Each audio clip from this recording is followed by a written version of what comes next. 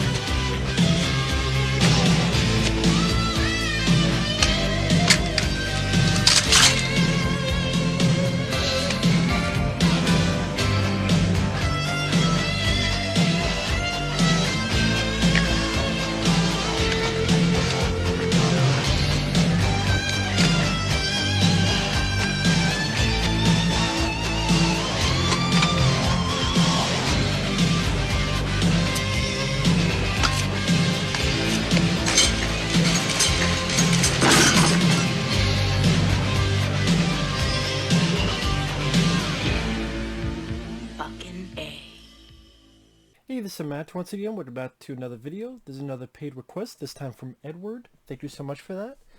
For those interested in requesting any other type of videos, topics, reactions, reviews, re-reviews, anything in between, or random or whatever, feel free to send it either directly to my PayPal or join my Patreon. Both links are down below in the info box. And to Edward, I apologize for the lateness. To be perfectly honest, it had to take me a bit of willpower to watch this again. Now, this is, he wanted me to watch and review the first episode of the 2012 Ninja Turtles cartoon, which is actually on this DVD that I was sent a long time ago. And to be perfectly honest, I hate to say it, I don't remember who sent this to me. Because they knew I was a Ninja Turtles fan. So, hey, they sent this.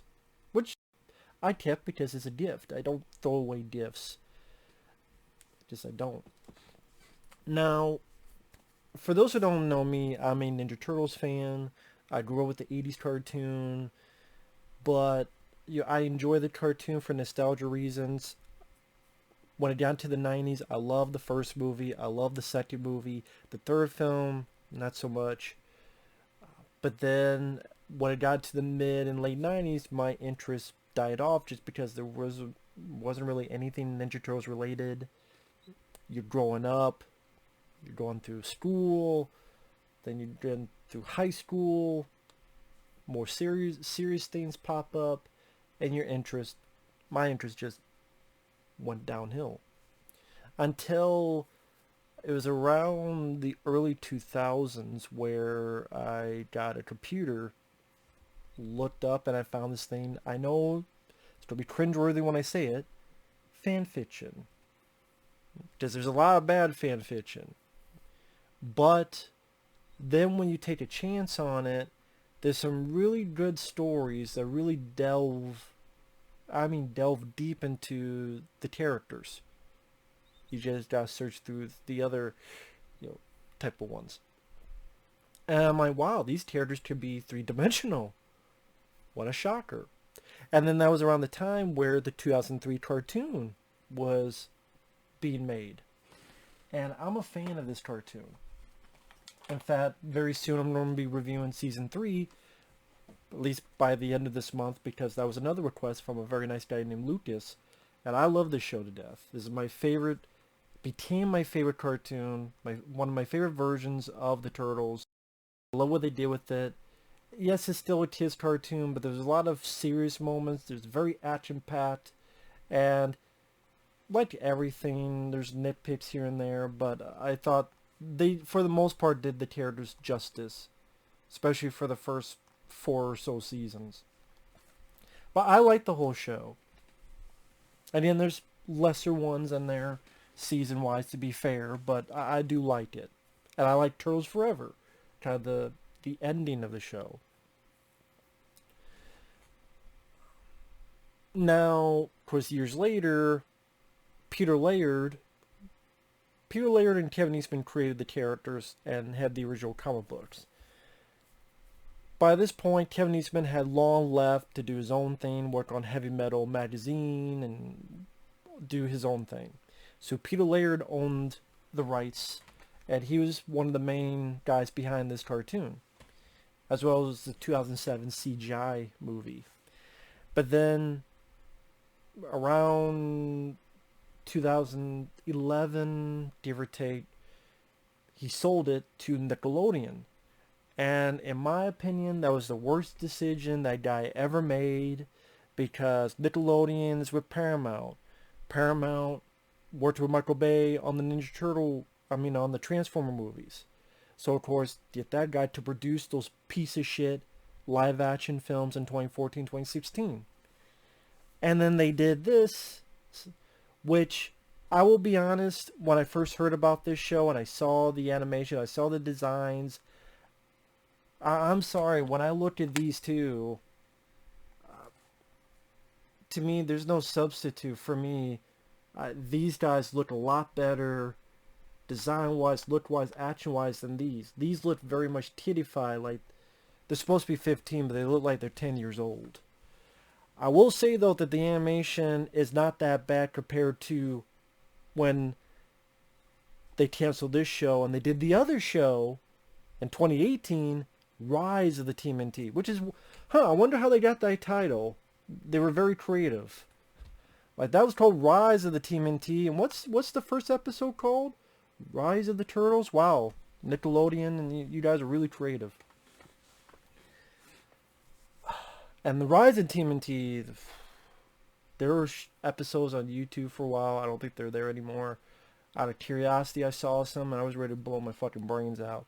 So, this is a masterpiece compared to Michael Bay's produced bullshit those movies. It's a masterpiece compared to the 2018 show. And when I got this, I gave it a shot. And to be perfectly honest, the first season or two, I'm like, okay, I have some issues with it, but you know what? It's made for kids, yes. But you know what? This isn't as bad as I thought it would be. It's not as bad as to be fair, I will give credit to even the first episode. There's stuff I don't mind. There's stuff I grew to like or grew accustomed to. The animation, while I'm not sure on the character designs, I do like some of the characteristics they give. Like Raphael has a little crack in his shell. Mighty, they give like little freckles, which makes sense because he's the baby brother of the group. Some of the voices, like Jason Biggs, I actually thought he did a really good job as the voice of Leo. I thought Jason Biggs actually did a solid job. The one who voices Mighty, I wasn't sure about his voice at first, but I grew to not mind his voice. The mannerisms, the way his voice worked. He's the one who did Beast Boy and Teen Titans. And again, his voice I grew accustomed to. It's not my favorite. I prefer previous voice actors, but I grew on me. And like some of the animation, like during the action scenes, like they didn't certain elements. I'm like, okay. Then it was around season 2 where things changed, and then I just started disliking the show, and then I started hating the show, and now I'm like, you know what? This show's fucking overrated. Like the first season or two I could deal with, but I'm talking about the whole show, but I'm supposed to be talking about the first episode. The first episode is not a bad first episode. They're 15 years old. They have this birthday called Happy Mutation Day. They want to go up to the surface. Splinter says no. They convince him to finally do it. While there, they meet April O'Neil. They meet this group of bad guys who you find out to be robots with a brain inside of them.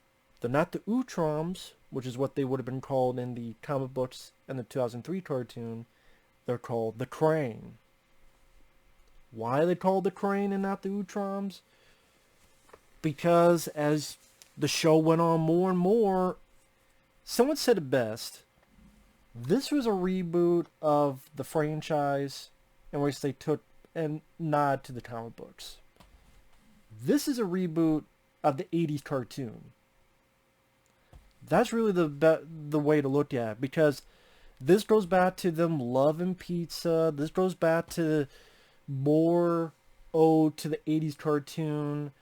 I remember there was a joke where Mighty made a face, a mask, and it looked like the Mighty from the 80s cartoon. They do meet the 80s cartoon with the actual voices of the 80s cartoon characters. They do have a Bebop and a Rocksteady. The reason that the creatures are called the Crane, because Crane was a name, in the 80s cartoon. Dimension X, which was in the 80s cartoon. I think more and more of the 80s cartoon was brought into it. And at least they were either doing their own thing or, okay, doing an ode to the comics, which is nice because that was never done before. Or they did his own thing, like they had the character of Hun, they had the character of Bishop. Well, here is like, hey, do you remember the 80s cartoon? I'm like, yeah, I do. I get you.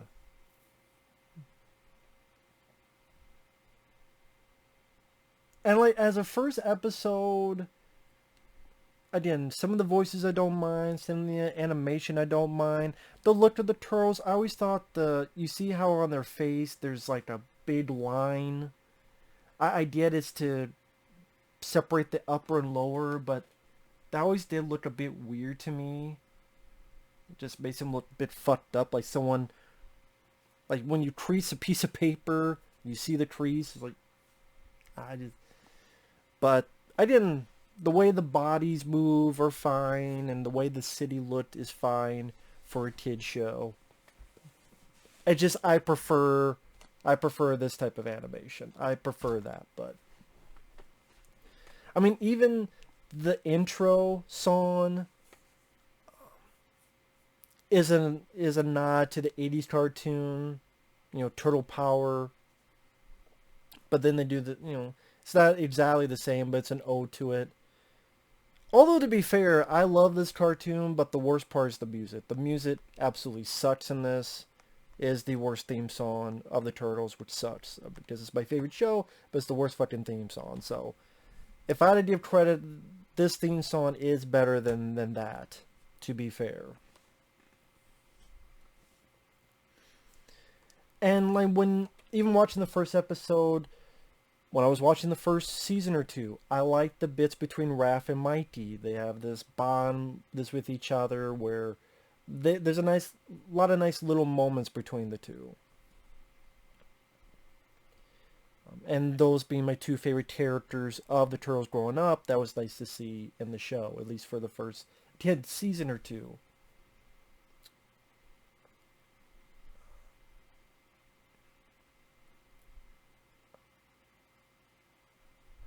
But it's kind of hard to review the first episode because I know where it all leads to, and it makes me mad, not because of this first episode. So that's why I can't tell it a rant. This is a review of the first episode. Like I said, the elements were fine for a first episode. But again, to see where things led to, like, the animation, for the most part, is fine. It went by a decent pace. It's only 20-some minutes long.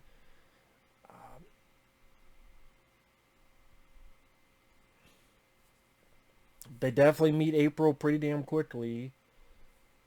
Elements they bring up, it's not too bad. Like, okay, they have the bit where Splinter used to be human, and then he became a rat. In the original comics, in the 90s movies, in the 2003 cartoon, it was a regular rat that became a human. This is more of an ode to the 80s cartoon. I don't mind that change. I don't mind the change that if he used to be human, and then he became a rat. I never minded that change. I can deal with that. And something interesting they did later on where Karai you find out was actually Splinter's daughter. But now she is Shredder's daughter. I'm like, okay, that's kind of an interesting dynamic. Other stuff. Donatello. He sees April O'Neil's love at first sight, and throughout the show, he's in love with her, and he's trying to tell her, but he can't quite tell her. And okay, funny enough, that was originally supposed to be Raphael, which I'm like, oh, of course they changed it, which I'll get to that in a minute, which is one of the reasons why I grew to hate the show as a Raphael fan. So, I know that's not subjective, but it's just me being honest. As a Raphael fan, it made me really hate the show. I do think anyway. But yeah, I like that that's the thing. There are times where this show had some interesting ideas. But man, did they not capitalize on the majority of those. And that's where it kind of bugged the ever-loving fuck out of me. Where you create these interesting ideas, and most of them you don't follow through. And I'm like, come. And the more that they did that, the more it pissed me off. And it's like, you know what? You have the ability, you have the chance. And this is coming from a guy that was poo-pooing the idea. But then when I gave it a chance for the first year or two, I'm like, you know, you guys have something here. Okay, you to really create something special. And to most people it is. To me, I'm like, no, it's ideas brought up and just crumble the fuck away. Now, what am I talking about?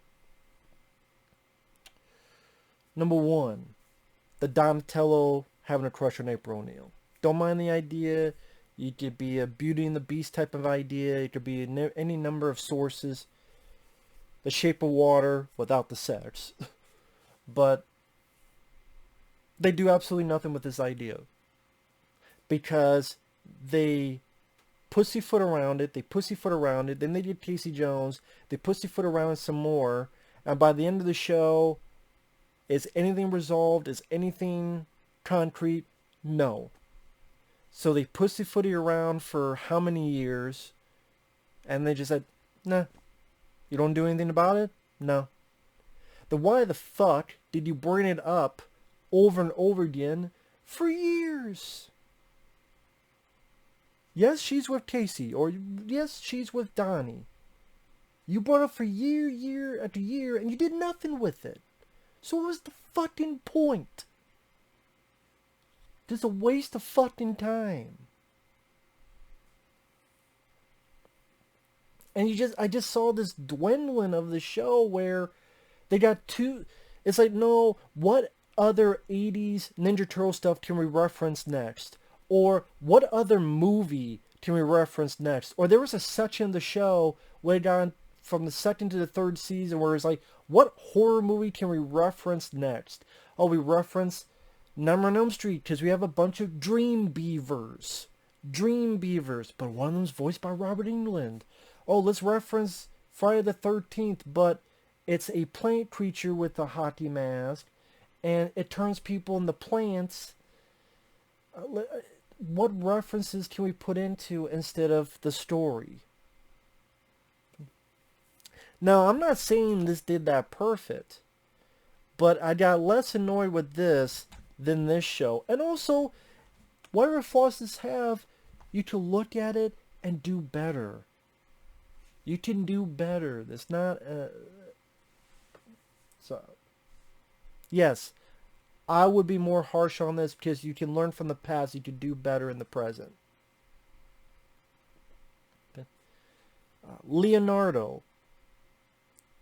Jason Biggs, I like the way he was voicing the character, but then they fired him. I think because he said something that they didn't agree with, so then they fired him. And they got Seth Green, and I'm sorry, I like Seth Green, but he fucking sucks as Leo.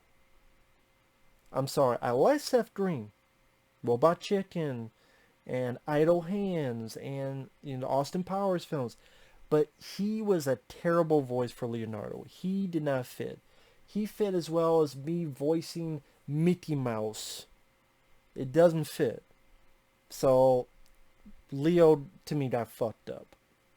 Mighty, like I said, I like the voice, grew on me. The design, putting freckles on him. Okay, give him a little bit of different look. But the way they made Mighty act more and more, I'm sitting there going, does this Mighty have brain damage? Like, does he have fucking brain damage? I don't know. If he had... So many times this Mighty is so fucking stupid, you're wondering how the fuck he knows how to breathe. Because there are times where... Before it's kind of... You know how people complain about Homer Simpson? How they made him dumber and dumber? I mean, there are points where I'm going... Again, is he fucking... brain damage? Like... Even the first episode... Or even the first two-part episode. There are many times where I'm going... He's supposed to watch this guy named Snake. And the other turtles are over here. Then Mikey Bob says, hey, how's it going? We don't have a pizza? Where's Snake? Oh! Turns and then Snake ran off. You know, there are times where...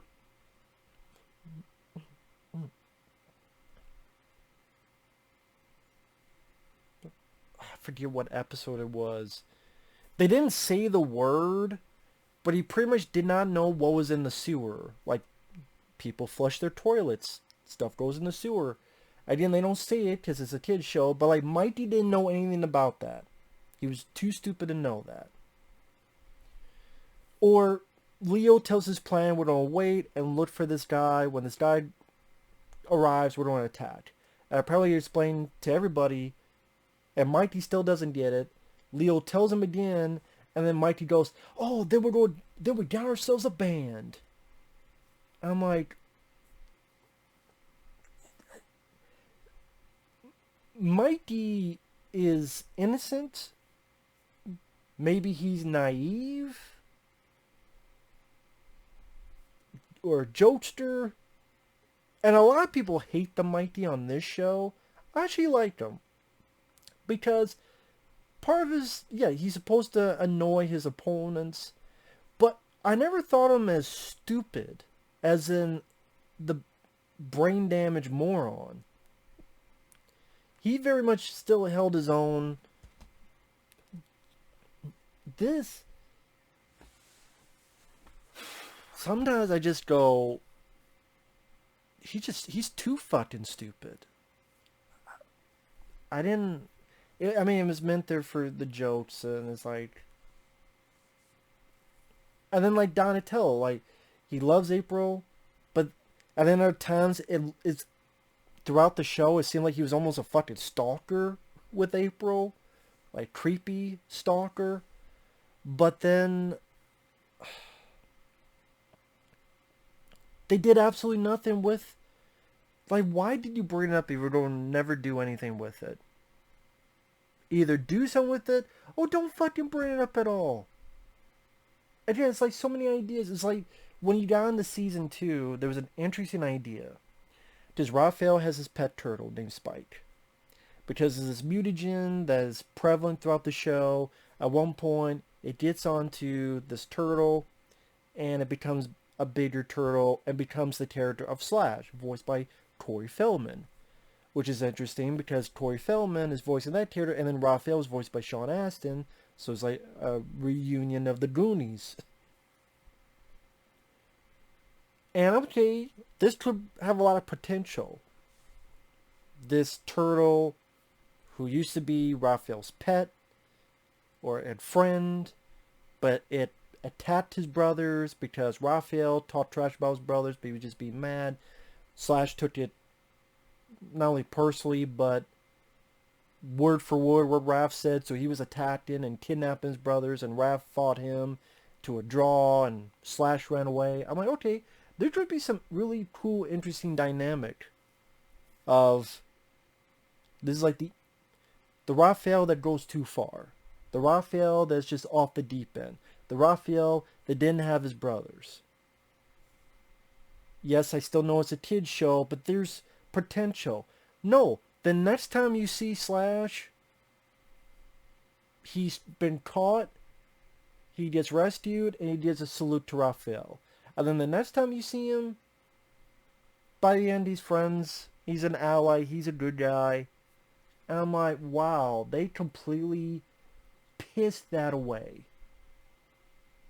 Just like they pissed the April Donnie, what bring it up you do nothing with. I'm not saying I need hardcore fucking sex with his 10-inch penis or whatever the fuck. I'm not saying that. I'm saying if you're going to do nothing with it, why bring it up? It's like you get these ideas and you never follow through on any of them. You know what? You don't want to take the risk, then you never don't get the reward. And that just went on and on. And it's like, I get it, guys. You love the 80s cartoon. Sometimes I would say, will you stop sucking the 80s cartoons' dicks? At least for the most part, it's its own entity.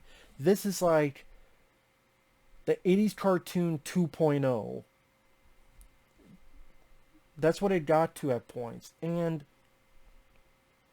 again, while I had interesting ideas, and there were moments of seriousness. I mean, Splinter does get killed later on in one of the later seasons, and by the Shredder. But then it's weird to have the seriousness, but then another episode, it's about a killer pizza monster. Like I said, this is a kid's show, but for the most part, it was more of an action-based show, and even its sillier was not as silly as the stuff in this. But this, it wants to have its cake and eat it too. It wants the Turtles to be serious at one point, then the next point, dealing with like a killer pizza monster. It's like, it's almost as if this did not know what identity it wanted to be. At least in my opinion. But I'm the only person that feels that way. That's fine. Now, I didn't mention the voices. Donnie is voiced by Rob Paulsen, who voiced Raphael in the 80s Ninja Turtles cartoon. His voice acting isn't bad, but I can't help it. Anytime I hear his voice, I just hear the 80s cartoon of Raphael. I can't help it. And Sean Astin, as the voice of Raphael, I like Sean Astin. For me, he did not fit as Raphael. I'm sorry, because anytime I heard his voice, I would think of Mighty from the Goonies, his character from the Goonies, or Toy Soldiers, or even Lord of the Rings. I just could not hear Raphael. I just heard Sean Astin. Oh, and he happens to be Raphael. I can't help it. Which is funny, because Jason Biggs, I think because Jason Biggs was playing a very different role than he's ever played. He's far away from American Pie. But Sean Astin, all I heard was Sean Astin, not Raphael. And then the way they did with that character, man. Watching this first episode, some of the things I saw, I went, man, this was a word of warning. This was a word of warning. Because it starts off cool, like they're having a fight or a training, and Raph wins the fight against Leo in training, but no, he can't have that because Raph is boasting too much and Splinter makes him a fool and embarrasses him in front of the others because Raph was being a dumbass. Raphael has this crack on his chest. I'm like, man, there could be a really cool story behind that. Like, what if the story is, with this crack on his chest, which looks cool, what if they were younger and he saved one of his brothers? He saved Donnie, or he saved Mighty. That's why Mighty tolerates Raph doing what he does, because of stuff like that, where each time they see Raph is a reminder what he did to save his baby brother. Maybe his baby brother wandered off in the sewer, Raph looked for him, saved him, took the hit. It was badly injured, but he came back brand new. Like, as good as new. That would be a story. That'd be a nice character. And it still works for a cartoon. Do they do anything with that? No. There was some episode where they went back in time and he like fell and then the crack like it fell off and that's it. There's like nothing to it.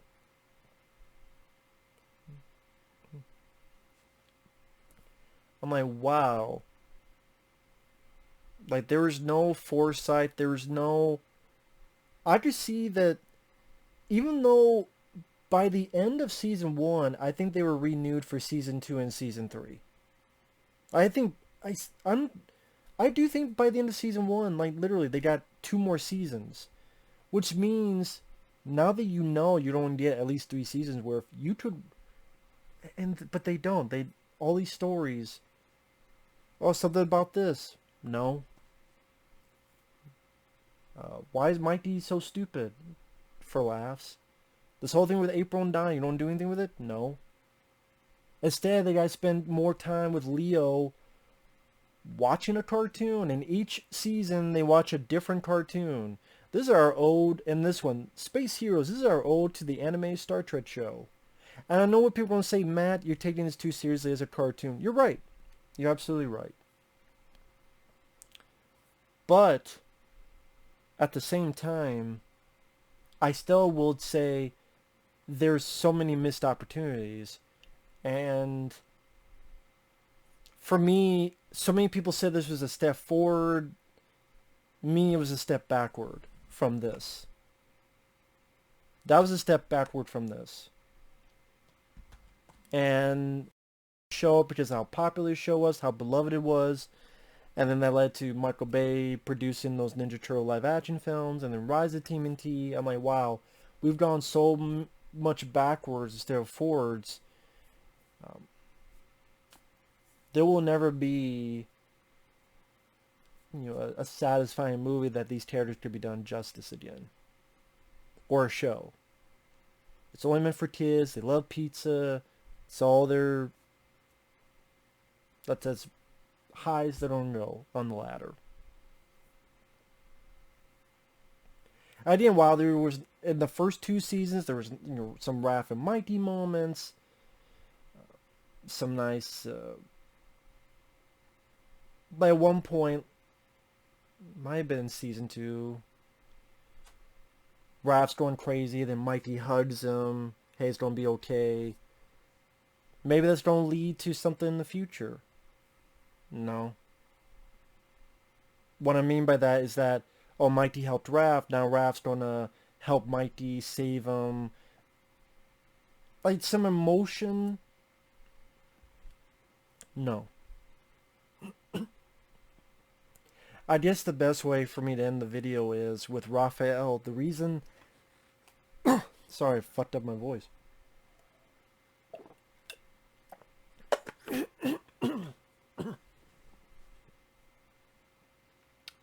With Raphael, when I said I didn't like what they did with the character, which I was on a forum at the time, and I would complain about this, and so many people got pissed off at me.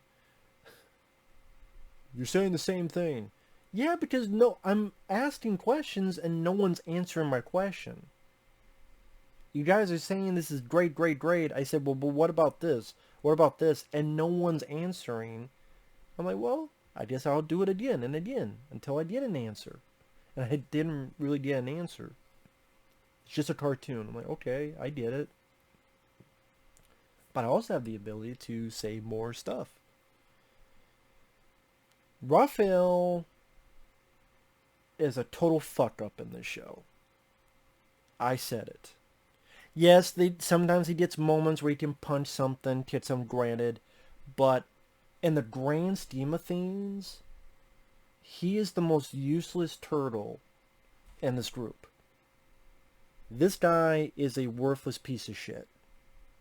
When you watch the whole show, you realize this guy was a worthless piece of shit. Again, he has his moments, to be fair.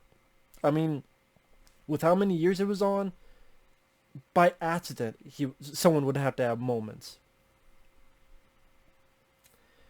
But, Leo, he's a leader. He got to kill the Shredder. Makes sense. Donatello, a big part of the show is people get turned to monsters because of this mutagen.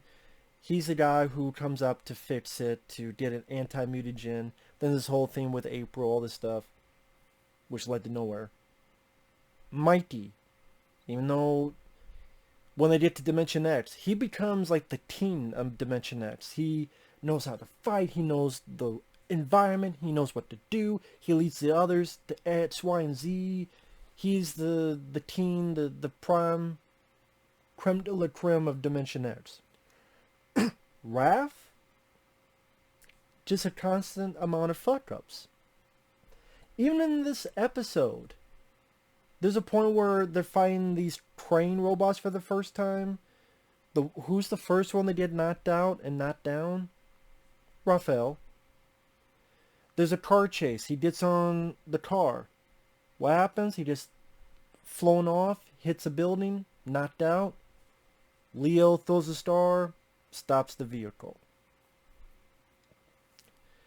And I didn't think it first saw this back in the day, but now I'm like, wow, this is a word of warning.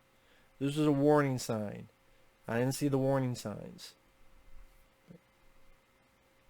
There's an episode where he allows, accidentally, the turtles to be taped because he pisses a guy off, he fucks up, and they realize you can't be with us anymore.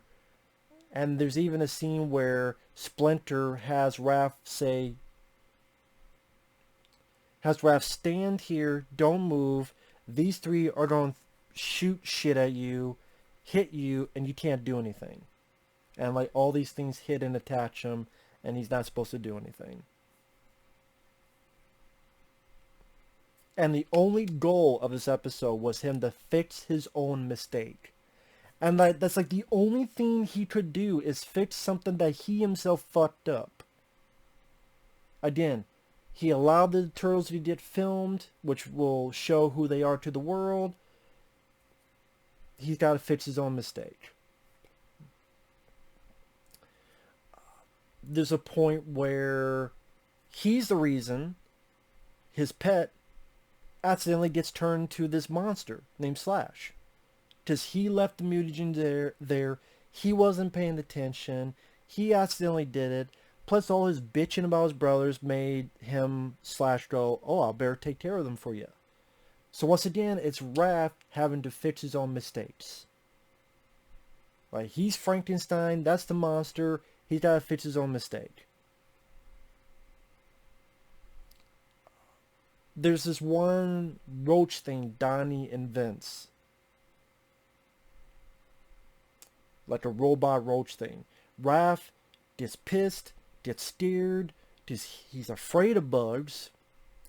Which this guy, Raph in this one hated bugs as well, but he hated bugs as in he got pissed and he wants to kill them and rip them apart, which he did.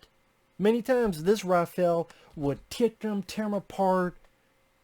He didn't run away like a bitch, unlike this Raphael. There's a roach, he runs away like a... Oh, it's but his character moments. Yeah, but at the same time, why is this all happening? Because he got scared, he tried to kill it, so when it got changed, it remembered that and went after them. So it goes after them because Raph fucked up, and once again, Raph has to fix his own mistake. When they were off in space, and Raph got this little dinosaur named Chompy, took it back to their world. Then this big fucking dinosaur thing is ready to destroy the Earth. Why? Because Raph brought this thing home, so he's got to fix his own mistake. Right? That's all Raph was capable of. Other than that, he tries to lead. This character fucks up Mighty and almost kills him. So, shows how Raph is a shitty leader. When Leonardo got in a coma, which is what happened in the 2003 cartoon and to Raph in the 1990 movie, and it happened to Leo in the original comics, he wakes up from being a coma and weeks. There's this monster in the woods. That turns Raphael into a plant, to a fucking flower. Nobody else. Nobody else. Only him. And the guy that came out of a coma months in the same day took care of the monster. But Raphael, he got turned to a flower because he's a pussy. He has no merit. He had no help in these guys in saving the world ever. Ever, ever. He never got any moments. He didn't create the anti-mutagen to cure all the people like Donnie. Didn't kill Shredder like Leo. Wasn't Teen of Dimension X like Mighty. There's never any moments where he had any merit to helping the team save the world. That's why he said if this character died at the end of season 2, nothing in the show would have changed. Nothing. Nothing. There's a point where Mighty beat these characters. He had powers and Leo. It's like,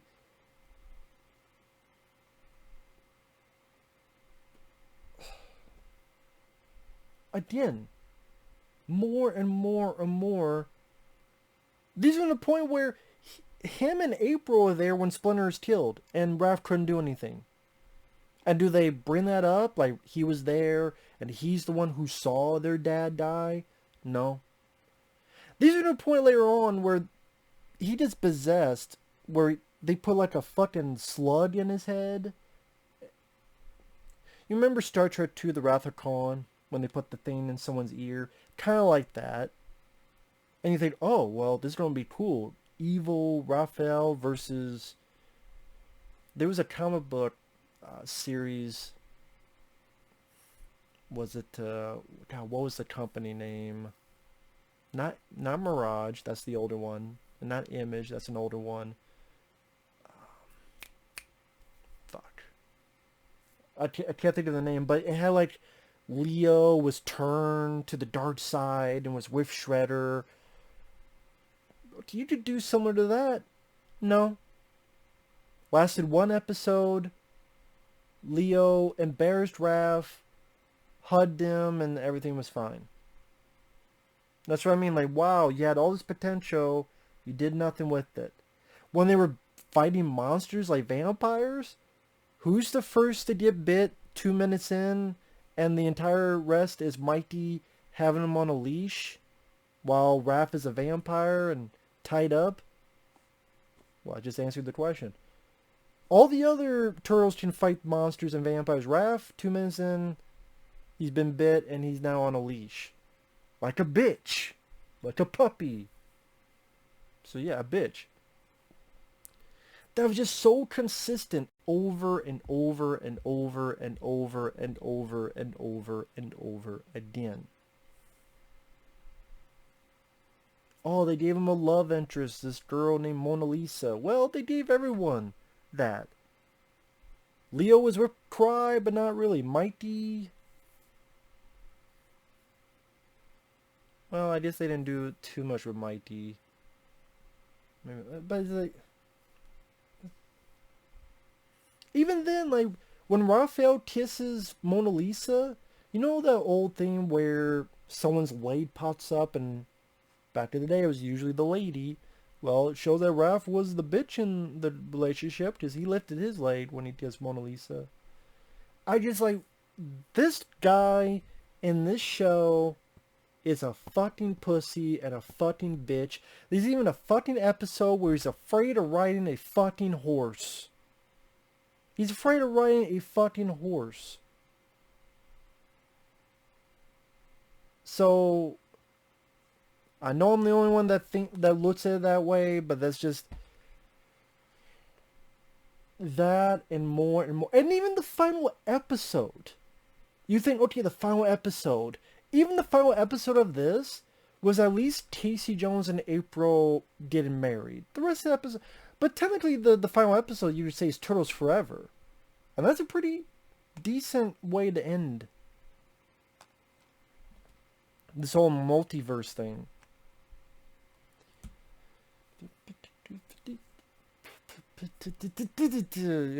But at least that is more worthwhile than the way this show ended. let's do our ode to Mad Max Fury Road, where it's a future where most people died or became mutants, and so the turtles were separated. Donnie doesn't even have a body. He's in a robot body, and his brain's in a robot. Leo apparently was taken and changed to a mongoloid-looking motherfucker. Mighty has like 2 teeth, and he's old as fuck. And they finally are together by the end in this little like pool thing. I'm like, I thought it was one more depressing fucking thing I've ever seen. And this is how you end that show. Again, and all the stuff I mentioned, do they add up to anything? No. Because we're more worried about what movie can we reference or what 80s Ninja Turtle thing can we reference again instead of storytelling. And yes, even for a cartoon, you could do more with the storytelling. And this is, I'm not saying this show is Batman the Animated Series. I just prefer it more because I'm a Ninja Turtles fan. I like Batman, but I'm more a Ninja Turtles guy, so I prefer this. But I'm not saying this has the stories of that, but it tried. And I thought succeeded more than this. I'm sorry. And that's, I guess, where my frame of mind went. As this video is now 45 minutes long, I didn't mean to go that route, but yeah, with that said, thanks for watching. Take care. I don't know what else to say. We'll see you guys later. Bye-bye.